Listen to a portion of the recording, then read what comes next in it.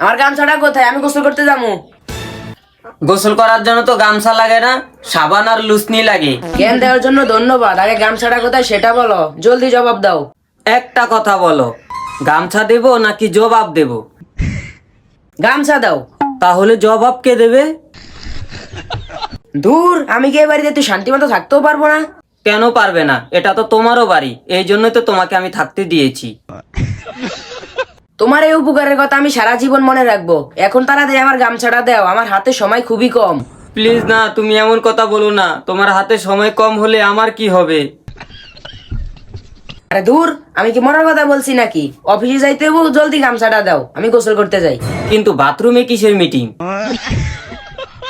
Meeting অফিসে, বাথরুমে না। তোমার এটা নিয়ে কোনো টেনশনে করা লাগবো না। আমার তোমাকে নিয়ে চিন্তা নাই, আমার চিন্তা হলো দোকানের আলুকে নিয়ে। ঠিক আছে, আলু আমি আসার সময় নিয়ে আসবো। প্লিজ এখন গামছাটা দাও। কিন্তু সিদ্ধ আলু আনবে নাকি কাঁচা আলু? সেটা না হয় মোবাইলে বলে দিও। কিন্তু আলুকে আবার কিভাবে ফোন দেব? আরে, আমাকে কল করবে, আলুকে না। কিন্তু তুমি তো আমার সামনেই আছো, তাহলে তোমাকে কল কেন করব? ওরে, আমি আগেই জানতাম তুমি আলুর কথা শুনলে অজ্ঞান হয়ে যাবে, তাই আমি গামছা আগে নিয়ে আসলাম।